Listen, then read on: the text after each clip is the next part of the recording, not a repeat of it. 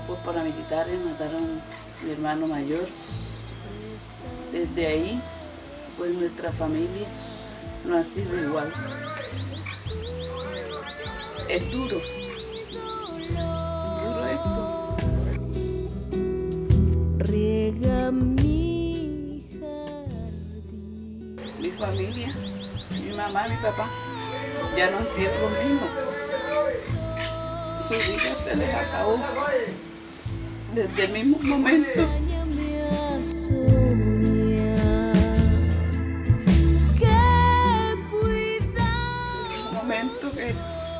Que le arrebataron la vida a mi hermano, porque él es el pilar de la familia, mi hermano mayor.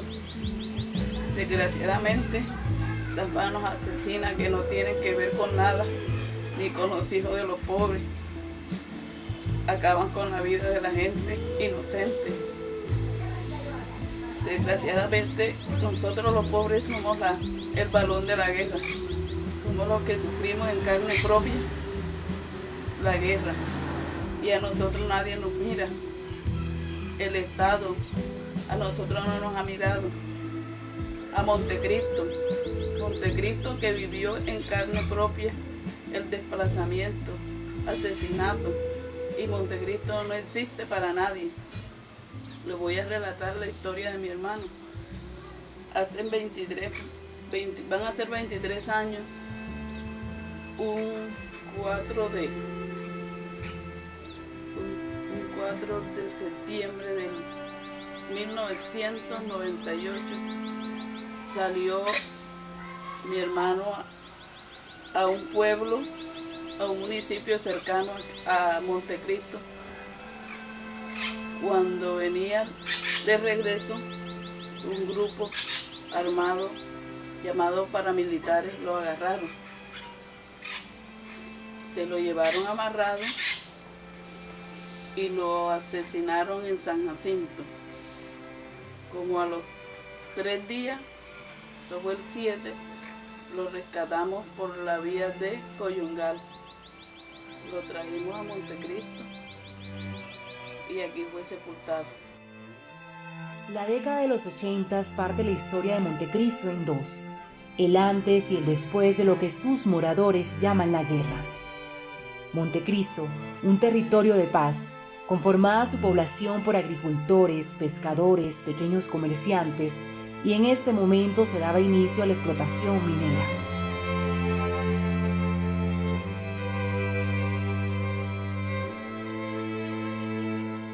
A partir de 1983, un grupo subversivo llamado Ejército de Liberación Nacional, ELN, comienza haciendo presencia en el territorio.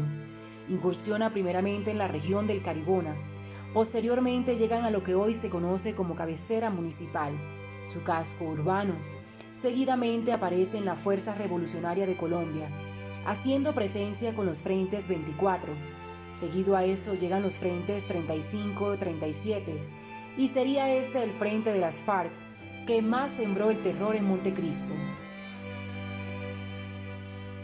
Comandados por Martín Caballero, guerrillero sanguinario y frío que sembró el terror en nuestra población y que posteriormente sería dado de baja en los Montes de María, en una operación donde participaron más de 6.000 hombres entre Ejército Nacional, Armada Nacional y la Fuerza Aérea Colombiana. Mi nombre es Segundo Baldovino, un comerciante de Montecristo, de la época cuando la violencia nos atacó mucho por aquí, por este pueblo. Yo me acuerdo que la vez que nos cogió el 24 frente de la FARC para matarnos a todos, porque nosotros no accedíamos a sus peticiones de ellos. Esa gente, el pueblo se rebotó y no nos dejó hacer daño. Después de eso, nos pusieron un retén a la salida del pueblo. Cuando eso yo comerciaba oro para Caucasia, para el Banco de la República. Y ese día que íbamos saliendo ya yo con mis niños, íbamos 6 pasajeros más. Y había un retén de la guerrilla, y ese retén, me recuerdo que cuando estábamos en el retén de la guerrilla se presentó el ejército.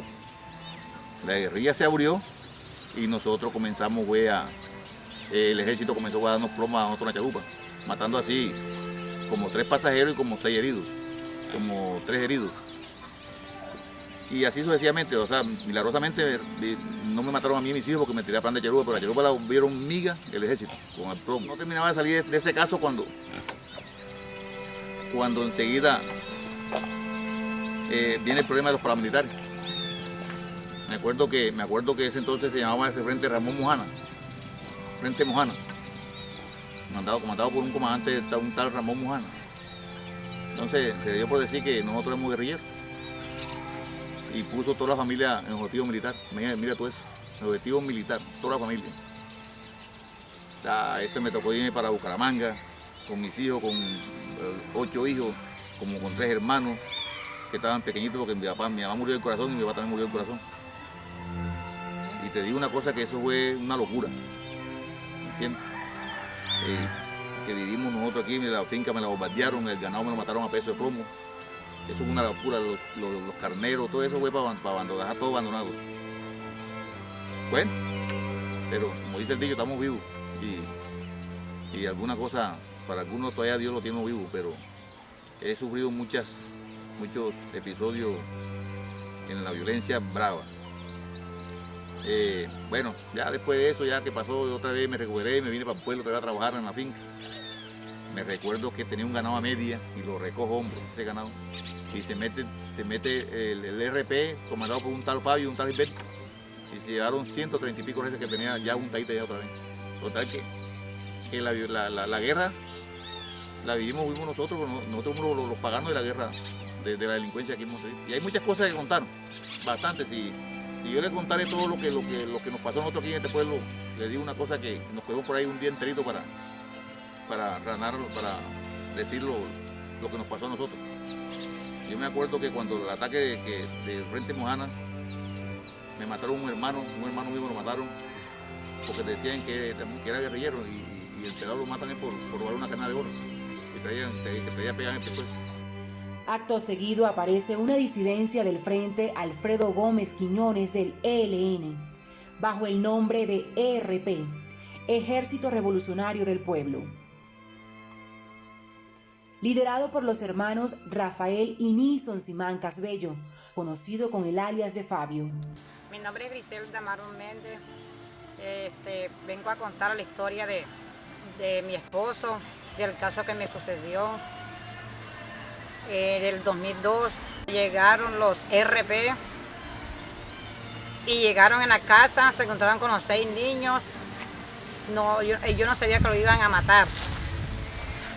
Y los niños fueron a avisar corriendo, llorando, que él lo iban a matar. Y yo vine, cuando yo llegué a mi casa, ya lo tenían amarrado atrás de un palo de coco.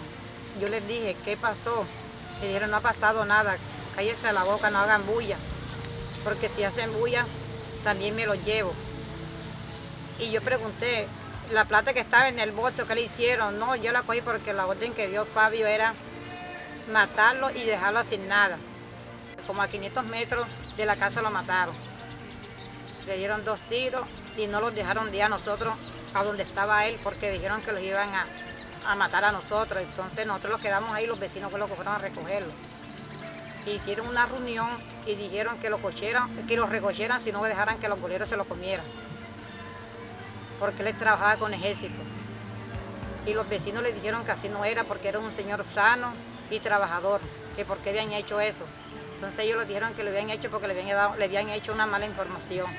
Los vecinos me ayudaron, fue los que me ayudaron a mantener mis hijos, buenas amistades, porque no me quedó un peso para nada. Yo sufrí con mis hijos, me llevaron todo. Me llevaron el ganado, me llevaron las mulas, me llevaron todo. No me quedó nada para mantener a mis hijos. Su accionar delictivo se centraban más que todo en las llamadas pescas milagrosas, lo que comúnmente conocemos como secuestros, donde se destacan los secuestros de los concejales Aider Patiño, Wilder Acosta, Teodora Indaburo, cuando se transportaban en una embarcación en el sector del Caribona, y posteriormente el concejal Silvano Jiménez.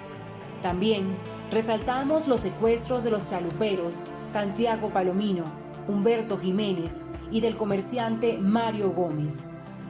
Mi nombre es Abel Humberto Jiménez Baldovino. soy de aquí de Montecristo. He sufrido una de las cosas más grandes que le puede pasar a uno en la vida, que es el secuestro. Me secuestraron en el 2002. Pasé trabajo como no se imaginan, de hambre, de plaga, de frío, de todo, lo que uno menos. Duré 70 días secuestrado. Allá me enfermé. Me dejaron realmente en la ruina. Yo tenía un negocito y eso no alcanzó para nada. Nos quitaron entre la familia 90 millones de pesos para poderme liberar. Mi secuestro se dio en un punto llamado La Mula. De ahí me llevaron a Puerto España. Ese día dormimos en el Cedral, un punto llamado el Cedral. De ahí bajamos, fuimos a otro punto. Ahí duramos 4 días más. De ahí nos trasladaron para arriba, de a pie, a pura pie. Dimos la vuelta por Minachocó. De ahí bajamos. En eso llevamos ya unos 7 días. Sufriendo de todo, de frío, con hambre, con plaga. Bueno, de ahí llegamos al pegue donde está el campamento del señor Fabio, porque la guerrilla que me secuestró a mí fue del RP, comandada por alias Fabio. Bueno, me acompañaban 5 guerrilleros, por un grupo, 5 guerrilleros. Ahí duramos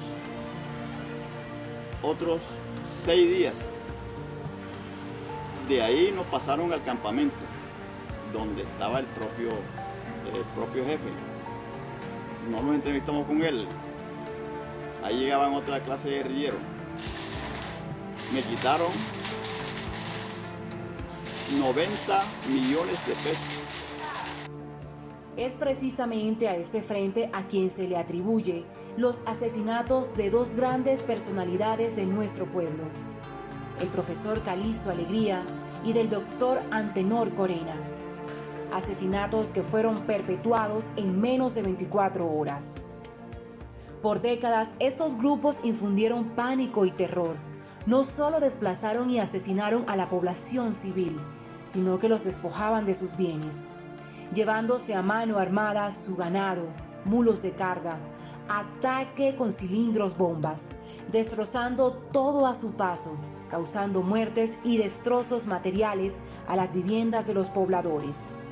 Ataques que iban dirigidos al puesto de policía, que se encuentra aún en una de las calles principales de esta población. Voy a comentar algo sobre el suceso que ocurrió el día 28 de diciembre. Eran aproximadamente las 3:45 de la mañana cuando se oyó la primera detonación en el municipio. Fueron unos 5 cilindros lanzados o 5 ramplas lanzadas por el Ejército Revolucionario del Pueblo, que también estaba de mano con la guerrilla de entonces, que era el ELN. 3:45 de la mañana cayó el primer cilindro, cayeron 5 cilindros aparte de eso. Uno de esos cilindros destruyó mi casa totalmente, poniendo a mis hijos en una situación bastante difícil, porque en todo momento, en el momento que se destruye nuestra casa, yo pensé que mis hijos alguno había fallecido. También con esos cilindros murió la señora Mariluz Tapia. Tuvo un policía también, John Freddy Cano, si no estoy mal, y el hijo de la señora Nubia Muñoz. También fueron víctimas ese día de ese atentado terrorista que sufrió el municipio de Montecristo. Claro que esos cilindros iban dirigidos solamente a la base de la Policía Nacional, pero cayó al frente, cayó en el parque, cayó en varias partes del municipio. Eso fue el 28 de diciembre. El ejército casi nunca hacía presencia en Montecristo y las pocas veces que llegaba a los civiles les daba temor saludarlos o hablar con ellos, temiendo ser declarados objetivo militar por parte de estos grupos alzados en arma. Todas estas carencias hicieron a los montecristianos seres vulnerables ante el accionar desenfrenado de estas guerrillas. La población comienza a sentirse impotente y resignada a vivir en medio de esta violencia cotidiana, pensando que la próxima víctima podría ser cualquiera y, en el peor de los casos, algunos de nuestros hijos. Es necesario, aunque doloroso, traer a nuestra memoria aquellos nombres de nuestros hermanos que vilmente fueron asesinados. Las primeras víctimas fueron Uriel Barragán Cabrera, Calizo Alegría, Antonio Cáceres, Efraín Villadiego, Antenor Corena, Chico Niña, Rafael Martínez, Dagoberto Moreno, Lucho Ortiz, Emidio Rodelo, Ramiro Amariz, Luis Ávila, Clemente Ávila, Rafael Emiro, el odontólogo José María Vega, Maximiliano Vázquez, Mariluz Tapia, Antonio Almanza, Lucho Ortiz, Luis Lora Durán, Marcos Manotas, Reinel Severiche, Jorge Luis Rodríguez, más conocido como El Colega, un señor conocido como El Pollero, Óscar Villarreal, presidente de los mototaxistas. Una historia muy dolorosa para mí y para muchos, en especial mi familia, mis hermanos, mis parientes, mis amigos. El día 11 de enero del 2002, mi papá Saúl Pérez Osorio salió del corregimiento de Regencia hacia la ciudad de Magangué en una balsa de madera. Los grupos paramilitares lo arrimaron hacia la orilla de la comunidad y la vereda Madre Vieja. Lo llevaron a rumbo desconocido. Mi papá perdió la vida. Lo lanzaron en el río Cauca. Desde ahí mi mamá fue sufrir y sufrir. Tiene más de 20 años, de 18 años está sufriendo. Mi hermana Damaris Pérez, lastimosamente por la violencia, sufrió un trauma cerebral donde nosotros sufrimos más de 17 años con ella. Lastimosamente falleció. Falleció en un incendio trágico por su enfermedad. Eso nos duele y nos conmueve el alma.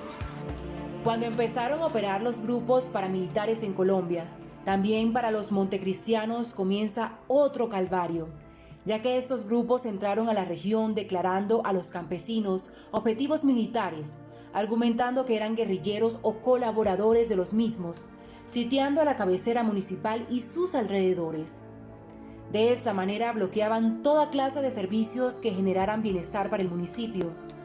Entre esos, los alimentos que llegaban de pueblos circunvecinos.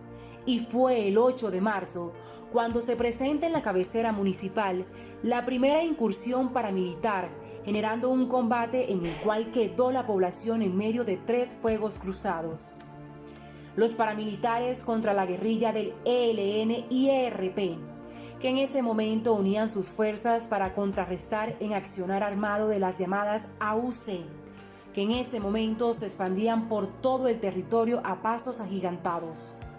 Esta guerra genera el primer desplazamiento masivo de los montecristianos hacia los montes y ciudades a donde pudieran escapar. Fue uno de los tantos enfrentamientos armados que se presentaron durante el conflicto de esta región, y por eso el Comité Territorial de Justicia Transicional aprobó el día 8 de marzo para conmemorar a todas las víctimas del conflicto armado en el municipio.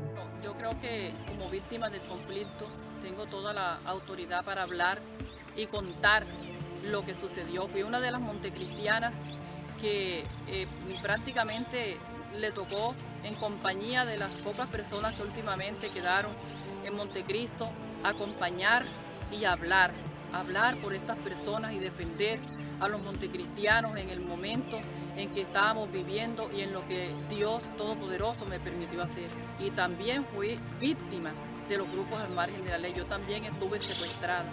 Yo también sufrí el dolor de estar privada de la libertad, en compañía de Teodoro Indaburo, de Wilder Acosta, que en ese momento nos desplazamos al Caribón a acompañar a una brigada de salud que se realizaba en esa abandonada región. Fuimos secuestrados y retenidos por la fuerza, por el grupo en ese entonces ERP, y fuimos llevados hacia las montañas de esa zona del Caribona, y allá estuvimos unos momentos muy duros, muy críticos, de los que no me quiero acordar, y que puedo entender a las personas que han estado en esta situación porque lo vi, y todavía guardo en mi corazón el dolor de saberse inmersa en la montaña, en el silencio de una casucha en el medio de la montaña, pensando que en cualquier momento podía perder la vida, en cualquier momento podía morir en las manos de mis captores, o en cualquier situación que se pudiera presentar en esos lugares, como lo ha vivido todos los secuestrados de Colombia. Le doy gracias a Dios porque pudimos salir victoriosos, sanos y salvos. Gracias a la Iglesia Católica, a la intervención de muchos amigos, pudimos salir bien librados de esa situación, pero es una experiencia dolorosa que no le deseo a nadie, a nadie. Hoy le hago un reconocimiento especial a todas las víctimas en el municipio de Montecristo, a todas las personas que sufrieron las pérdidas de sus familiares. Y le hago un reconocimiento especial en esta entrevista, que gracias a Mario, gracias a Lisette, por invitarme a dar esta entrevista. Le hago un reconocimiento especial a estas organizaciones de víctimas que se han puesto a la tarea de luchar por el municipio, por las víctimas, para que sean reconocidas, para que sean indemnizadas, para que esos derechos que tenemos como víctimas puedan ser valorados por las entidades que tienen esta competencia.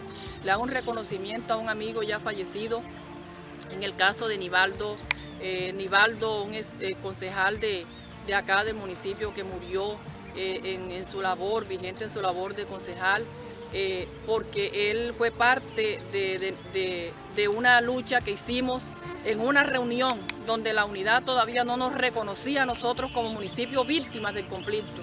Y esa fue una lucha que hicimos en compañía de muchos amigos allí. Y un reconocimiento para todas aquellas personas que se han dado a la tarea de luchar para que se les reconozcan todos los derechos que tenemos las víctimas en el municipio de Montecristo. Y ese día 8 de marzo fue uno de los días más tristes y de pronto más duros que la población montecristiana le tocó vivir, además de muchas otras comunidades en el municipio, como es la región del Caribona, la vereda de La Dorada, Betania y todas estas veredas del complejo de Ciénaga, que les tocó vivir una situación bastante dura, que al contarla, pues el corazón a uno todavía se le llena de tristeza de recordar aquellos días, que gracias a Dios en este momento se han calmado y podemos vivir una relativa calma con respecto a aquellos tiempos. Ese 8 de marzo, muy temprano, sonaron los disparos a la entrada del pueblo, y la población, que estaba advertida de lo que estaba pasando en el resto del país, no esperó un minuto. Todo el mundo salió corriendo como pudo, con los niños, las embarazadas, los adultos mayores agarrados de la mano de sus nietos, de sus familiares, los discapacitados, como los vimos en hombros, personas que no podían caminar, en hombros de sus familiares, corrían por las calles, envueltos en los disparos entre los grupos al margen de la ley que en ese momento peleaban por el territorio, y que posiblemente sin la intervención divina, que podemos decir que fue clara en Montecristo, en los montecristianos, hubiese ocurrido un hecho demasiado lamentable para todos los montecristianos. Pero fue triste ver cómo Montecristo, ese día que fue el primer desplazamiento masivo de todos los montecristianos y que fue reconocido años después por la unidad de víctimas como un municipio que sufrió 2 desplazamientos masivos, además de todos los grupos que ya en años anteriores habían empezado a salir, porque antes de esa fecha, del 8 de marzo de 1998, ya había habido familias desplazadas, ya había montecristianos repartidos en todo el país y tristemente sufrían la situación de sus familiares que habían quedado acá. Entonces, en aras y en cumplimiento de la ley, la administración municipal y nosotros como montecristianos, también como víctimas del conflicto, queremos que se realice un evento nuevamente, retomar ese derecho que tienen las víctimas de que se conmemore en este día todo lo que sucedió en el municipio de Montecristo, para no llenarnos de rencores, no para acordarnos de todo lo que se vivió para revivir odios, sino para perdonar, pero también para no olvidar que sucedieron estos hechos también en este municipio, que no fue ajeno al conflicto armado que vivía nuestro país, porque quien olvida está expuesto a repetir la historia. Cuando la guerra yo andaba con mi mamá, estaba aquí en la casa, estábamos cocinando con la guerra, la balacera, entonces nosotros tirábamos el suelo y esas balas pasaban así, pasaban por debajo. Entonces la guerra quedó en hueco y ahí me refugiaba con mi mamá, 20 días en esa trinchera, pasando esa plomera y esas bombas que caían en el cerro. Bueno, y ahí salimos y unos primos míos nos mandaron a buscar de Cartagena, Ya tuvimos 2 meses, ya de los 2 meses nos hicieron avisar que ya la guerra se había acabado. Y venimos con la guerra, la misma cosa. El otro día, los 2 días, se prende este pueblo otra vez a plomo. Y ahora ni pan de coger, bueno, siempre nos trincherábamos ahí en el hueco. Me ocurrió hacer un hueco para meterme ahí con mi mamá. Metimos unas colchonetas y ahí dormíamos y amanecíamos entre el hueco. Después de ese hueco nos salíamos de ahí, fue cuando ya la guerra se calmó todo. Entonces los soldados nos regalaron unos víveres y ahí comíamos esas cosas, no podíamos salir a trabajar. Bueno, después se calmó eso y yo me puse a pescar otra vez. De ahí me rebuscaba la comida, todos los días. Tenemos 60 personas aquí en el pueblo de Montecristo. Aquí comíamos, había veces que comíamos yuca con suero. A veces comíamos yuca sola, porque no había comida, sino arroz y yuca.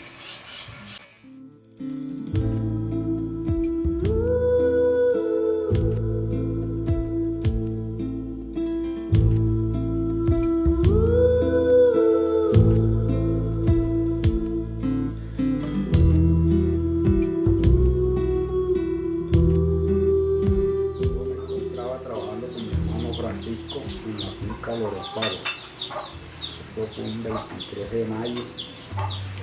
Ahí estábamos trabajando y seguí caminando. Más adelante ahí hice una personal. En un instante eso me arrancó la piel izquierda. El brazo izquierdo también me dejó herida. La guerrilla estaba a la parte de abajo donde estábamos trabajando hace 15 días. Un mes hacía cuando ellos estaban en la parte de abajo donde nosotros teníamos el trabajo. De ahí paremos y no subimos más. Entonces llegó el ejército y entró, pero no llegó a la parte donde ellos estaban. Llegaron donde estaban, pero no les siguieron, por donde ellos siguieron. Entonces ellos comenzaron a poner minas. Hicieron esas minas ahí y se fueron y no dijeron nada si había minas ahí, si había. Entonces nosotros volvimos a continuar el trabajo, no sabiendo que esas minas estaban ahí.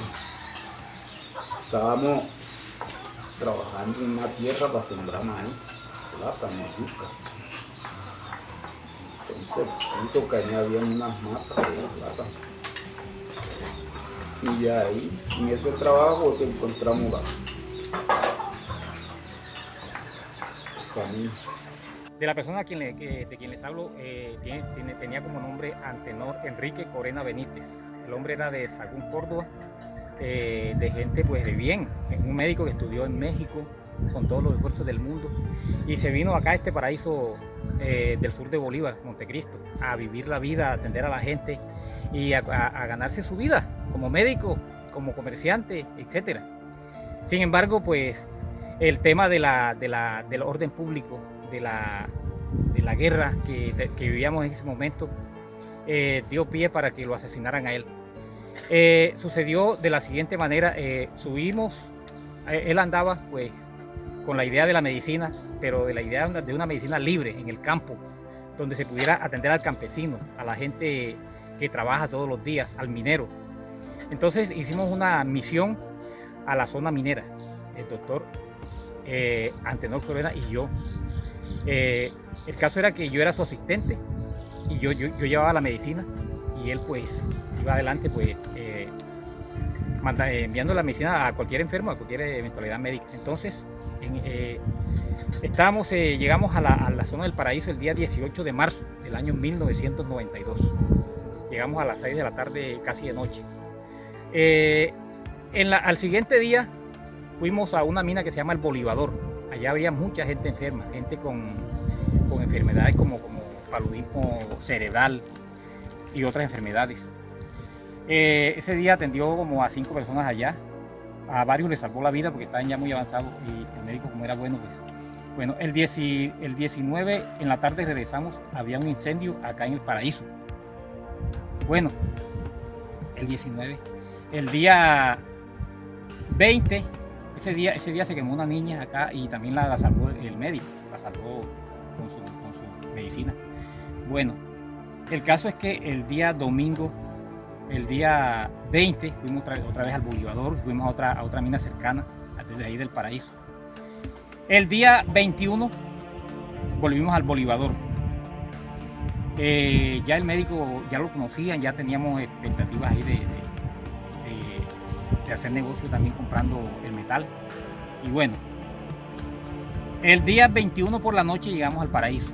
Observé yo que estando yo a las horas de la noche ahí en El Paraíso, habían dos guerrilleros del ERP ahí que nos vigilaban, pero yo en el momento no me percaté de la situación. El médico por la noche se acostó en su cuarto y yo me fui a acostar al mío.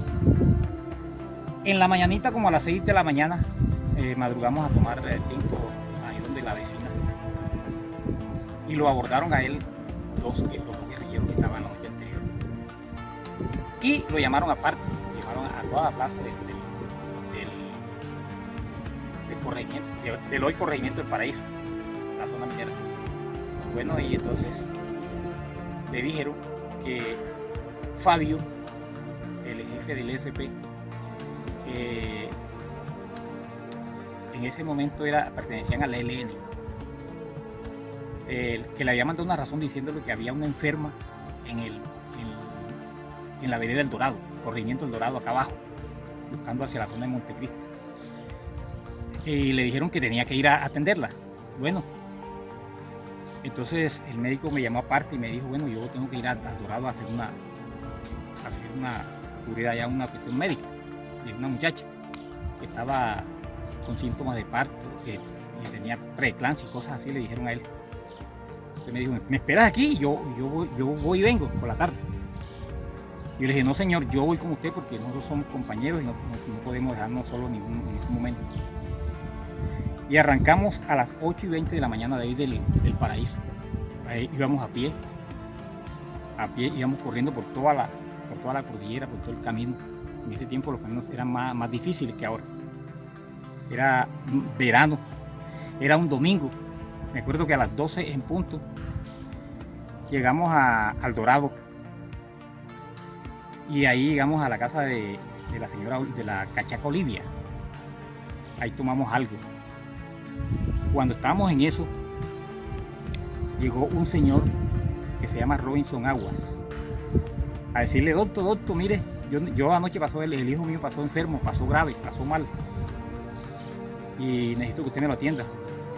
El médico Antenor, al oír esto, salió corriendo enseguida detrás del señor Robinson. Bueno, efectivamente, yo me quedé ahí tomándome una malta y arranqué para atrás, para allá, para donde él estaba. Cuando llegué, me encontré la escena que un grupo como de 20 guerrilleros tenían acordonado el lugar de la casa del señor Robinson. Y bueno, al llegar, yo entré allá, lo saludé. Él estaba extendiendo la fórmula al niño que estaba enfermo. Le puso fonendo y le mandó la medicina normal.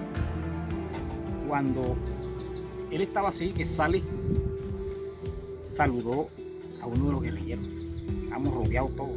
Todo el lugar estaba rodeado. Habían como 20 personas armadas.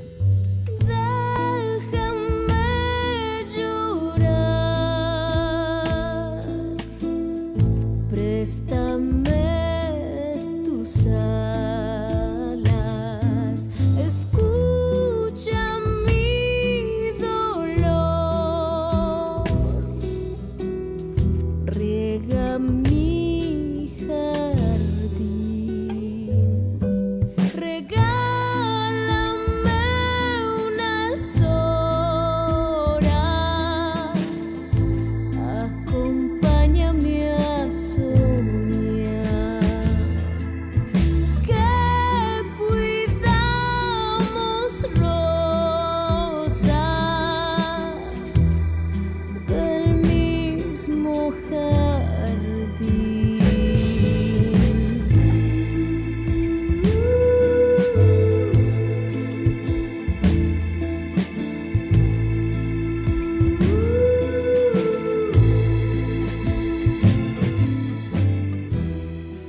Cuando llegó el guerrillero y se le acercó y le dijo algo al oído. Eso fue fracción de tal vez de 30 segundos, 20 segundos tal vez. Le dijo algo al oído y el médico se paró y le dijo no, no, no, no. Y se le abalanzó al guerrillero. Y el guerrillero lo empujó así y enseguida le soltaron ráfagas de fusil AK-47, que es el fusil que cargaba el RP. Y el médico tenía como una danza de la muerte, porque él le disparaban y él brincaba y brincaba, hasta que un tiro de fusil le atravesó el pecho y le partió el fonendo que todavía tenía aquí en el pecho. Y cuando el médico cae contra un alambre que estaba así cruzando el camino de la vía La Garita, llega un guerrillero y le soltó en ráfaga un proveedor de AK-47 en la cabeza. Fue cuando los sesos quedaron enganchados en el alambre. Eso es una escena totalmente indescriptible, dantesca.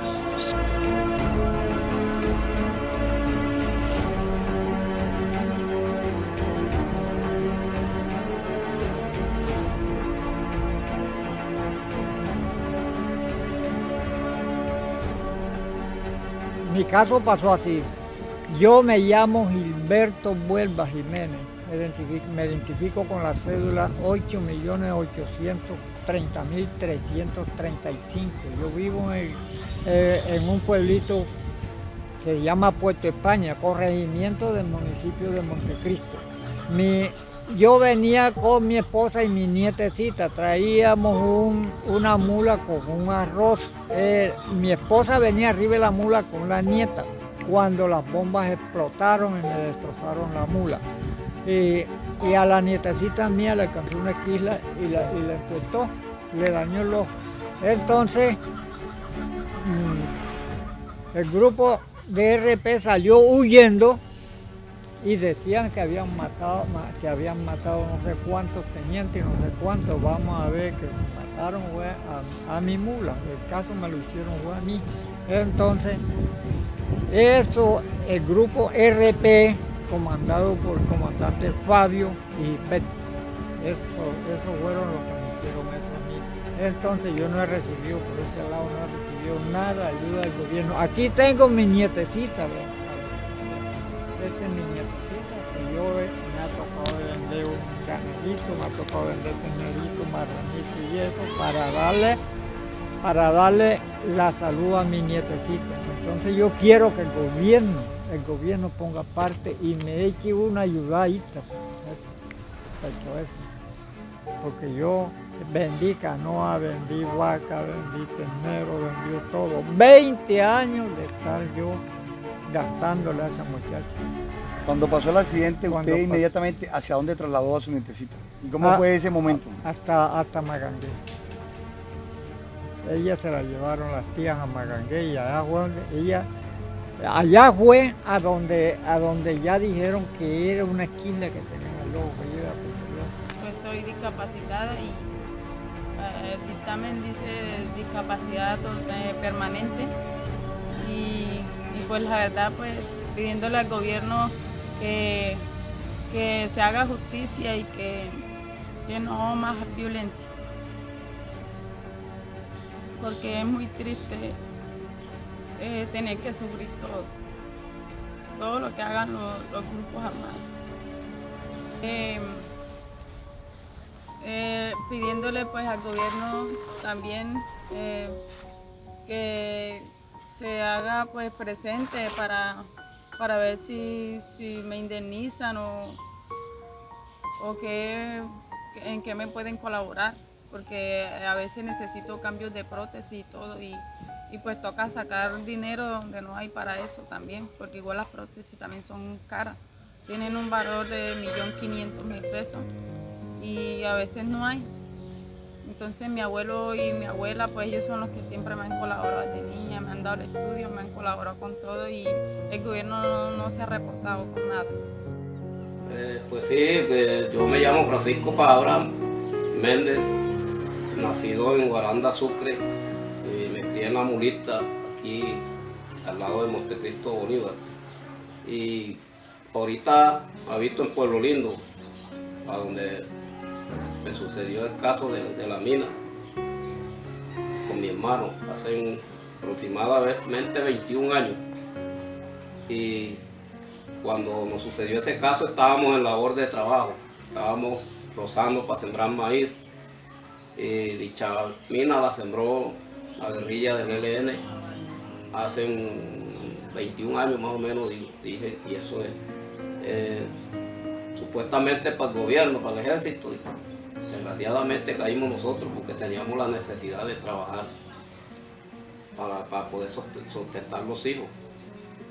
Y que hubo de eso que desgraciadamente caímos en la mina y casi perdemos la vida porque en esa época hola mujer, la vía de transporte era más difícil que ahorita. Ahorita hay como más facilidad. En esa época no había facilidades como ahorita, que hay motos, hay cosas más rápidas.